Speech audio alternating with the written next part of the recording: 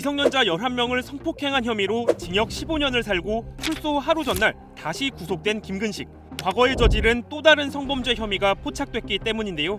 당초 김근식은 출소 후 경기 의정부시에 있는 법무부 산하 갱생시설에 머무르며 직업훈련을 받을 예정이었습니다. 모두가 얼굴을 아는데 어떤 데서 일할 수 있을까 싶은데요. 앞서 아동 성범죄자 조두순도 출소하기 직전 직업훈련을 신청했고 비용 지원을 두고 논란이 되기도 했습니다. 범죄자라도 세금 들여가며 직업훈련 시켜주는 건 안정적인 일자리를 통해 재범 위험성을 줄이려는 목적입니다. 그렇다면 성범죄자들은 출소 후 어떤 직업을 선택할까요? 참고로 이 콘텐츠는 특정 직업군에 대한 비난보다는 대안을 모색하기 위해 제작됐다는 점 말씀드립니다. 지난 8월 기준으로 작성된 법무부 자료입니다. 전자감독 대상자, 즉 전자발찌 착용자들의 업종별 종사 현황인데요. 대상자 3천여 명 가운데 1,000명, 3분의 1은 무직입니다. 가장 많습니다. 이어 일용직이 630여 명, 19%입니다. 전자발찌 착용자 5명 중 1명꼴인데 건설 현장, 배달, 식당 등에서 짧게 일하는 경우가 보통 여기에 해당합니다.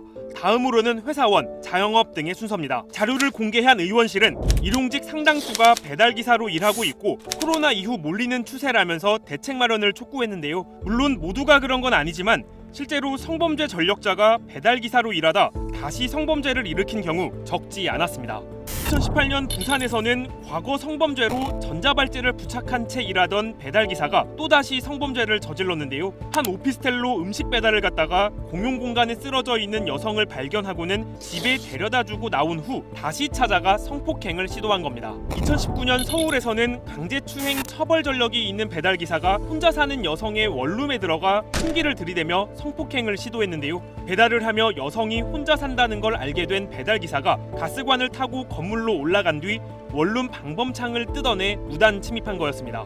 이처럼 성범죄 전력이 있는 이들이 배달 일을 하며 다시 성범죄를 저지르는 이유, 배달업은 성범죄자의 취업 제한 대상에 해당하지 않기 때문입니다. 그런데 말이죠. 배달기사는 공사 현장 노동자랑은 특성이 좀 다르잖아요. 고객의 집 주소와 연락처, 또 공동현관의 비밀번호를 쉽게 알 수 있고 코로나로 줄긴 했다지만 고객과의 대면 접촉이 잦을 수밖에 없죠. 배달음식 고객을 생각하면 1인 가구에 밤 시간대에 주문이 많기도 하고요. 이처럼 배달의 특성 탓에 성범죄자 취업 제한 업종에 배달업도 포함시켜야 한다는 주장은 계속되고 있습니다. 사실 배달업과 마찬가지로 고객 대면이 잦은 택배업의 경우 이미 2019년부터 성범죄자의 취업 제한이 이루어지고 있습니다. 최대 20년까지 말이죠. 국민권익위도 지난해 성범죄 노출 위험이 커지고 있다고 보고 성범죄 전과자의 배달업 취업을 금지할 필요가 있다고 판단했습니다.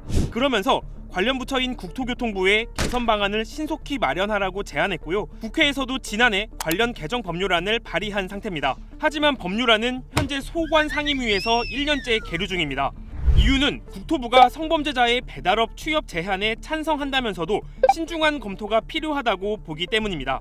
현재 택배업의 경우 종사 자격 제도라는 게 있어서 지원자의 운전 경력, 교육 이수 등을 따지고 범죄 경력 조회 제도와 연계돼 있어서 성범죄자의 경우 택배기사 자격증을 취소하거나 신규 발급을 막을 수 있습니다. 즉 문제가 있으면 일할 수 없습니다. 반면 배달업의 경우 면허만 있다면 누구나 가능한 자유업으로 분류돼 진입 장벽이 낮고 게다가 범죄 경력 조회 제도와도 연계돼 있지 않아 사실상 아무런 자격 조건 없이 운영되고 있습니다.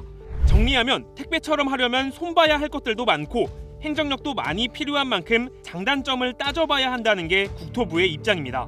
한 배달업체 관계자는 현재는 법적으로 개인정보를 조회할 권한이 없다면서 법적으로 안전망이 갖춰진다면 적극 이행하겠다고 전했는데요. 배달 노동자 노조인 라이더 유니온도 비슷한 입장입니다. 치킨 시켰더니 김근식이 온다라고 하면 치킨 배달하는 모든 노동자들을 이제 김근식과 똑같다라고 연상하게 만드는 제목인데 많은 배달 노동자들이 분노해서 그런 게 오히려 필요하다라고 좀 주장을 하고 있고요. 왜냐하면 자신은 열심히 일하는데 다른 존재들 때문에 자기가 싸잡혀서 비난받는 거에 대해서 상당히 분노하시고 열심히 일하시는 분들 자기 직업에 대해 자긍심을 가지고 계시거든요. 정부 측에 이런 규제를 할 수 있는 법 제도를 만들어 달라라고 몇 년째 지금 주장하고 있습니다. 코로나 이후 배달원 숫자는 매해 늘어나 올해 45만 명을 넘었습니다.